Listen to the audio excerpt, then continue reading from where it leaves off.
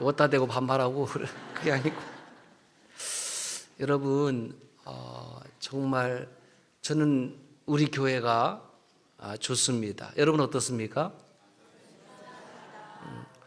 그럼 제가 우리 교회가 좋습니다 하면 저도 좋습니다 그렇게 해주실래요? 저는 우리 교회가 좋습니다. 그 다음에 우리 교회 좋습니다 그러면 옆 사람 보면서 당신도 좋습니다 해주세요. 우리 교회가 좋습니다. 웬만하면 그냥 묵은 감정 털어버리시고, 저는 눈물 나게 참 좋습니다. 그리고 그 사역 영상을 보시면서 여러분 다 묻지 않으셔도 그 마음을 알 수 있을 것 같은데 참 자랑스럽다 그런 마음이 들었고요. 또 하나는 이게 우리 교회 맞나? 어떻게 이렇게 어마어마하고 다양한 사역을 할 수 있을까? 하나님께서 하셨습니다. 하나님께서 하셨습니다. 저는 이 사역 영상들을 쭉 보면서 다른 어떤 교회와도 비교할 수 없을 정도로 하나님이 기뻐하시는 교회가 되었다. 할렐루야. 하나님이 찾으시는 그 교회, 청주 소남교회, 섬나도 청주 소남교회, 카도시 청주 소남교회, 그렇게 끊임없이 외치면서 기도했고 함께 동역한 그 모습이 누구도 부정할 수 없도록 사역 동영상에 촘촘히 담겨져 있습니다.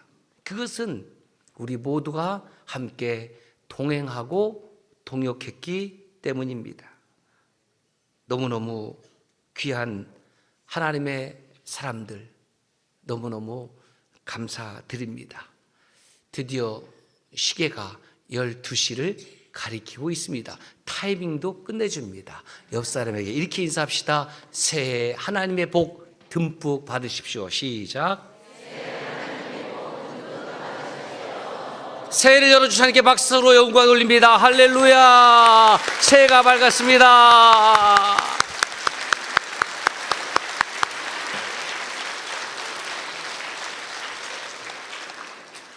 산이나 바다에서 떠오르는 태양을 지금 본 시민들이 많을 거예요. 그들도 엄청 환호성을 지를 겁니다. 태양을 보면서. 그런데 우리는 태양을 만드신 하나님을 향하여 환호성을 지를 수 있어야 된다고 생각합니다. 태양을 만드시고 시간을 허락해 주신 우리 하나님께 환호성으로 영광 돌리십시다. 할렐루야.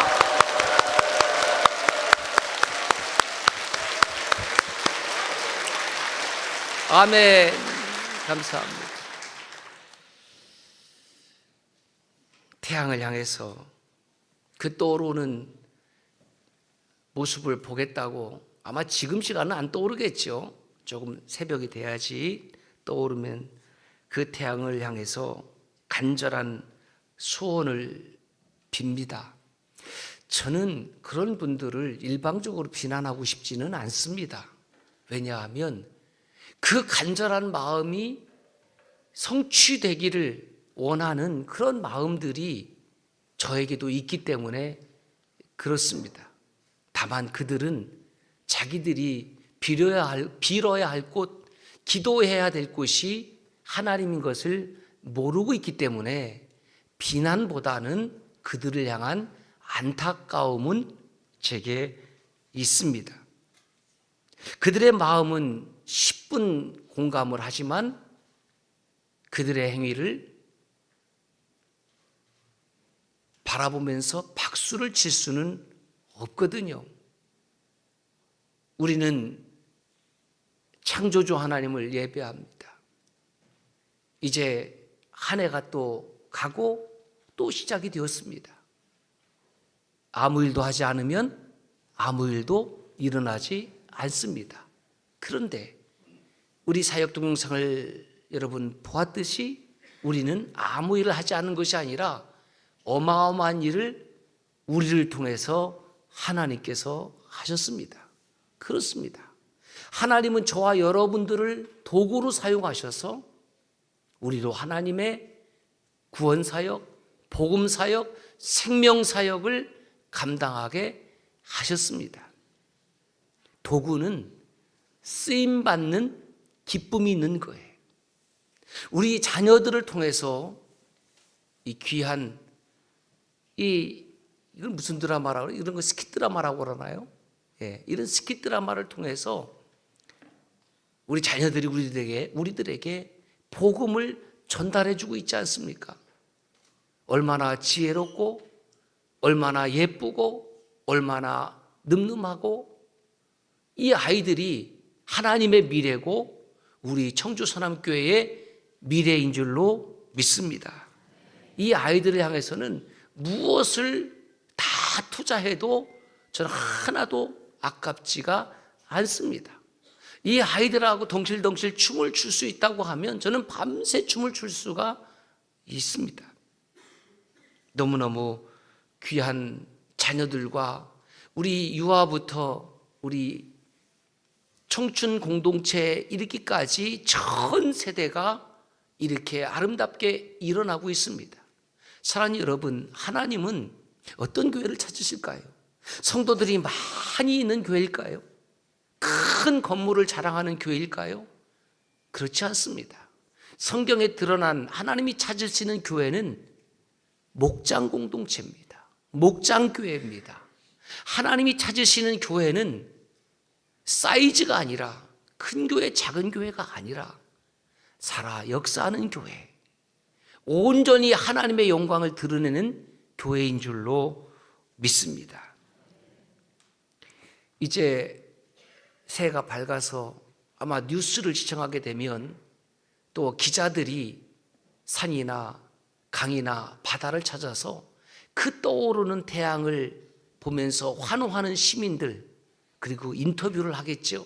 새 소원은 무엇입니까?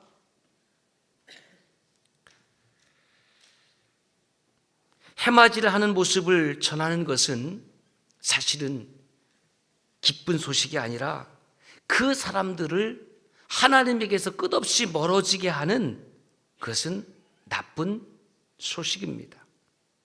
여러분, 우리는 복음의 사람입니다. 우리는 복음을 전하는, 기쁨을 전하는 증인들입니다. 어떤 것이 기쁨의 소식인가? 창조주 하나님을 전하는 것이 기쁨의 소식이고, 어떤 것이 나쁜 소식인가? 창조주 하나님은 모른 채 창조주 하나님이 지으신 이 피조 세계를 향하여 절하라고, 환호하라고 은근히 강요하는 것이 나쁜 뉴스 아니겠습니까? 한 해가 지나갔습니다. 2023년도에 여러분 가운데에 무엇을 버리고 싶었는지, 무엇을 잊어버리고 싶었는지 한번 생각해 보시지 않겠습니까? 한 해의 끝자락에 국민일보에 이런 기사가 났습니다. 400여 명의 목사님에게 한 해 동안의 생활 중에 지우고 싶은 것이 무엇인가를 물었는데 29.5%, 122명의 목사님이 이렇게 대답을 했습니다. 1위예요. 나태와 게으름. 목회자가 스스로 돌아봤을 때에 나는 한 해 동안에 나태하고 게으른 목회자였다. 이거 지우고 싶다라고 대답을 했다는 겁니다. 나태라는 것, 미루는 거지요. 미루는 것. 미룸이라는 것은 지금 해야 할 일이 있는데 그것을 하지 않는 것이죠. 바로 하지 않고 다음에 하려는 행동을 지연 행동이라고 심리학에서 얘기를 합니다. 뭔가 해야 할 일이 있는데 그것을 지금 하지 아니하고 자꾸 미루는 거죠. 왜 미룰까? 크게 두 가지 이유가 있는데, 하나는 이 정신적으로 게으른 사람이 있어요. 여러분 어떤 사람입니까? 어떤 분들은 저보고 부지런하다고 하는데 저는 그렇게 부지런한 목사가 아닙니다. 다만 부지런을 끊임없이 훈련받았을 뿐입니다. 원래부터 게으르고 원래부터 부지런한 사람이 있는 것이 아니에요. 옛날에 그런 얘기가 있어요. 한 어머니가 참 게으른 아들을 두고 살았는데 한 보름 정도 먼 거리를 다녀올 일이 생겼습니다. 그래 이 아들이 그냥 두고 떠나면은 굶어 죽을 것 같으니까 떡을 만들었습니다. 그 떡을 만들어도 이 아들이 게을러서 먹지 않을 것 같으니까 그 아들 얼굴에다가 떡을 다 붙여놨습니다. 여기다 하나 붙여놓고 여기다 다 붙여놨어. 그러면은 아들이 이제 떡을 떼먹을 거 아닙니까? 그래서 보름 동안 일을 보고 돌아왔는데 아들이 죽었습니다. 그래서 왜 죽었는 거 보니까 입 주변에 있는 떡은 해서 떼어먹었어요. 입 주변에 있는 것. 그런데 이마박에 있는 떡은 못 떼어먹었어요. 왜? 움직이기 싫은 거예요. 이 게으름을 풍자한 아주 극단적인 이야기라고 할 수 있습니다. 게으른 사람은 먹는 것도 먹기 싫고 먹는 것조차도 게을러서 먹지 아니해서 죽는다라는 교훈이 담긴 한 토막의 이야기입니다. 이런 게으름을 만성적 게으름이라고 합니다. 우리 주변에, 여러분 주변에 이런 게으름을 피우는 아들, 딸들이 있을지도 모르겠습니다. 이 이야기 한 토막 들려줘도 좋지 않을까. 이것을 심리학에서는 이렇게 얘기를 합니다. 정서 조절 장애. 그러니까 지금 내가 미루고 있다는 것은 왜 미루냐면 지금 만족하고 있기 때문에. 자꾸 뭔가 해야 되는데 그걸 하기 싫어요. 그런데 그 하기 싫은 마음이 현재 나를 만족시키고 있기 때문에 자꾸 지연 행동을 하는 겁니다. 그래서 심리학에서는 이 미루기의 과정을 이렇게 설명해요. 어떤 일에 대해서 미루는 것은 첫째 불안하다는 거예요. 불안하면 의욕이 사라지는 거예요. 이거 무기력증이죠. 무기력증. 그 무기력증에 빠지니까 할 일을 미루게 되고 그 결과 게으름으로 드러난다라는 겁니다. 저는 스스로에게 질문합니다. 찬송가 중에 살같이 빠른 광음 주 위에 아끼세. 여러분, 우리가 주님을 위해 산다라는 것은 나의 인격과 나의 삶이 다 포기된 채 그렇게 노예처럼 사는 것을 의미하는 것이 아니고 내 모든 삶을 통해서 그 삶이 드러나는, 그 삶에서 무엇이 드러나냐면 하나님의 영광이 드러난다. 직장 생활을 통해서, 학업 생활을 통해서 어떤 일을 하든지 간에 드러나는 것이 하나님의 영광이라면 하나님을 위해서 살아가는 사람입니다. 살같이 빠른 광음을 주위에 아끼세. 아끼다라는 말은 게으르게 살지 말자, 잘 사용하자라는 뜻입니다. 여러분, 우리는 믿음으로 사는 사람입니다. 저는 2024년 한 해에도 믿음으로 살 것입니다. 여러분은 무엇으로 살겠습니까? 여러분은 무엇으로 살겠습니까? 돈이죠. 돈으로. 명예로? 아닙니다. 저는 2023년도 믿음으로 목회했고 믿음으로 사역했습니다. 2024년에도 믿음으로 살 것입니다. 여러분, 하나님 앞에 다시 한번 이 첫 시간에 고백해 봅시다. 여러분, 2023년 한 해를 무엇으로 사시겠습니까? 믿음으로. 사람이 빵으로만, 떡으로만 살 것이 아니라 하나님의 입에서 나오는 모든 말씀으로 살 것이다. 말씀을 다른 말로 바꾸면 그걸 믿음이라고 하는 겁니다. 믿음은 말씀을 통해서 나오는 거죠. 믿음은 들음에서 나고 들음은 그리스도의 말씀으로 말미암느니라. 하나님의 말씀이 선포되고 그 말씀이 내 심령 가운데에 들려지면 그 말씀 속에 예수 그리스도의 믿음이 들어오고 있고 그 예수 그리스도의 믿음이 내 속에 들어오게 되면 나는 이제부터는 하나님의 말씀으로 사는 사람, 하나님께서 주신 믿음으로 사는 사람이 되는 거죠. 믿음으로 사는 자는 무슨 일을 만나도 하나님께서 플러스 마이너스 곱하기 나누기 더하기 다 통틀어서 승리하게 하십니다. 플러스 인생이 되게 하실 줄로 믿습니다. 손해보는 일도 있을 수가 있습니다. 감정이 상하는 일도 있을 수가 있습니다. 낙심되는 일도 있을 수 있습니다. 걱정되는 일도 있을 수 있습니다. 환난이나 기근이나 곤고나 핍박이나 어려움은 동일하게 끝없이 파도처럼 다가옵니다. 그래도 절대로 잊지 말아야 될 것은 나는 2024년 그 첫 시간에 믿음으로 살겠습니다. 말씀으로 살겠습니다. 하나님, 제가 믿음을 떠나서, 제가 말씀을 떠나서는 안 되게 해주십시오. 여러분, 안 되는 순간이 다가올 때에 기억하십시오. 왜 안 될까? 아, 그렇구나. 내가 믿음을 떠났구나. 내가 말씀을 떠났구나. 내가 하나님을 떠났구나. 하나님께서 저와 여러분들을 버리신 적은 한 번도 없습니다. 하나님께서 저와 여러분들 향하여 은혜를 중단하신 적은 한 번도 없습니다. 다만 내가 하나님을 멀리했거나 하나님을 떠났던 적이 있었을 뿐입니다. 지난 한 해 동안 여러분들은 부지런했습니까? 아니면 기회를 틈타서 끊임없이 게을렀습니까? 믿음으로 산다라는 말은 이런 뜻입니다. 부지런하게 살겠습니다. 로마서 12장 11절에 보면 이렇게 하나님 말씀하고 있습니다. 시작. 부지런하여 게으르지 말고 열심을 품고 주를 섬겨라.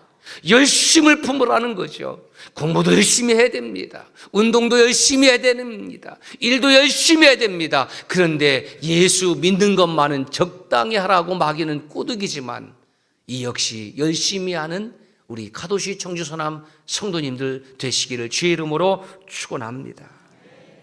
한 해의 마지막 시간을 보내고 이제 한 해의 첫 시간을 지나고 있습니다. 주님은 우리를 향해서 new creature, new being, 새로운 피조물이라고 말씀하십니다. 우리가 어떻게 새롭게 될 수 있습니까? 성형이 문제가 아닙니다. 우리는 날마다 새로워질 수 있는 놀라운 은혜가 있는데 그 비밀이 무엇입니까? In Jesus Christ. 예수 안에 있는 자에게는, 예수 안에 있는 자에게는 그가 날마다 새로운 존재라는 거예요. 그 사람이 아닙니다. 그때 그 사람이 아니고 어제 그 사람이 아니고 오늘 저와 여러분들은 하나님 안에서 새로운 존재라는 겁니다. 우리가 신앙생활하면서 잃어버리기 쉬운 것이 뭐냐 하면 나 외에 다른 사람들입니다.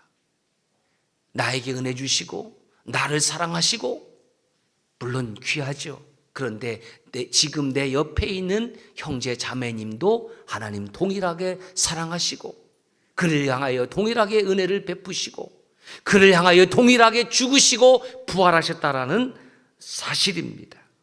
사도 바울은 고린도 교회 성도들을 향하여 자기를 어떻게 소개하고 있냐면 내가 너희를 향하여 미친 사람이다. 내가 너희를 향하여 그리고 온전한 사람이다. 다른 사람이 보기에는 얼마나 뜨겁게 사랑했냐면 정말 미친 사람 아니냐고 할 정도로 그렇게 사랑했습니다. 미쳤어도 너희를 위하여 미친 것이고 내가 온전하였어도 너희를 위하여 온전한 것이다 라고 고백하고 있지. 여러분, 그리스도인이 누구입니까? 그리스도인은 쉽게 말하면 주님의 사랑을 받은 자예요.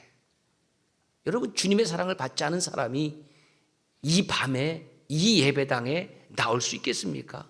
아닙니다. 우리의 모양과 우리의 처지와 형편은 조금씩 다 달라도 저와 여러분들의 공통점이 무엇이냐면 우리는 모두 주님의 사랑을 받은 사람입니다. 그 사랑을 받되 한없이 받은 사람이고 과거에도 받았고 지금도 받았고 앞으로도 받을 사람들입니다. 나는 나의 인생을 책임지지 못합니다. 나는 나의 앞길을 알지 못합니다. 그런데 주님께서는 아십니다. 주님께서는 아십니다. 주님께서는 나의 인생을 책임져 주시는 분입니다. 그래서 우리가 주님을 향하여 찬송하고 경배하는 이유가 거기에 있습니다. 13절 보세요. 사도 바울은 자신을 미친 사람, 온전한 사람, 누구를 위하여? 성도들을 위하여. 15절도 보십시오. 주님의 사랑을 받은 나는 다시 살아나신 이를 위하여 사는 사람이다. 주님의 사랑을 받은 사람은 어떤 사람이냐? 다시 살아나신 이를 위하여 사는 사람이다. 16절 주님의 사랑을 받은 사람은 육신만을 따라 살지 아니하고 영적인 교제를 나누는 사람이다 라는 것이죠. 여러분, 예수 안에 있는 성도, 특별히 예수 그리스도의 영광의 임재가 있는 교회라고 한다면 유아부부터 우리 청소년, 청년, 장년, 노년에 이르기까지 생명력으로 충만하게 될 줄로 믿습니다. 오늘 저녁에도 제7회 송년 음악회를 했습니다. 못 보신 분들은 동영상을 보십시오. 우리 청청 공동체 어르신들이 아름다운 합창으로 영광 돌렸습니다. 왜 감격스럽습니까? 유아부부터 전 세대에 이르기까지 하나님을 높이는 교회가 되었으니 그것이 하나님이 찾으시는 우리 청주선암교회가 된 줄로 믿습니다. 여러분, 우리는 늘 하나님 앞에서 New Being, New Creature, 새로운 피조물로 살아가기를 원합니다. 문제는 그렇게 원하지만 우리가 가지고 있는 근본적인 한계성과 유한성 때문에 때로는 새로운 피조물이 아니라 낡은 모습으로 비춰질 때도 있습니다. 그러므로 새로운 피조물, 새로운 존재라는 것은 두 가지의 큰 의미가 있습니다. 첫째는 우리는 예수 그리스도를 육신으로 만난 사람이 아니라 영으로 만난 사람입니다. 하나님의 영은 스피릿이고 우리의 영은 소울입니다. 하나님의 영은 루하우고 우리의 영은 네페시 하야입니다. 하나님의 영은 푸뇰하고 우리의 영은 푸슈케입니다. 하나님의 영은 창조의 영이고 우리는 피조된 영입니다. 영은 영으로 교제합니다. 육은 육으로 만납니다. 우리는 예수님을 어느 누구도 이 육신의 눈으로 만난 분이 아무도 없습니다. 그런데도 신기하게 우리의 영이 송축의 내용은 Praise the Lord, O my soul. Praise the Lord. 찬양합니다. 나의 my soul. 누구를? Holy Spirit.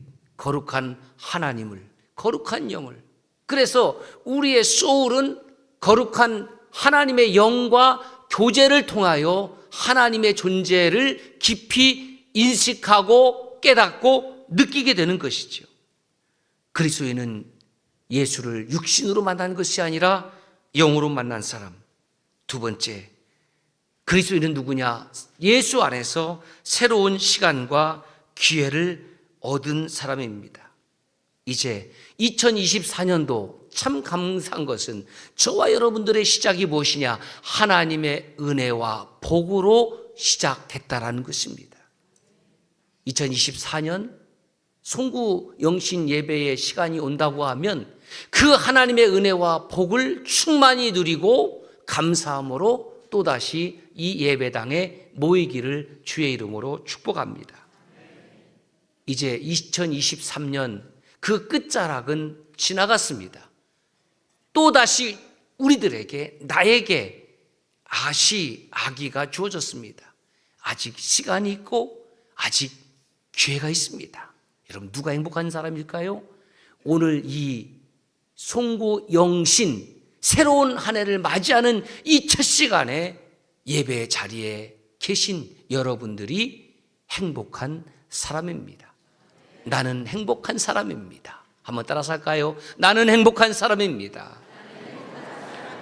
주변 옆 사람에게 당신도 행복한 사람입니다.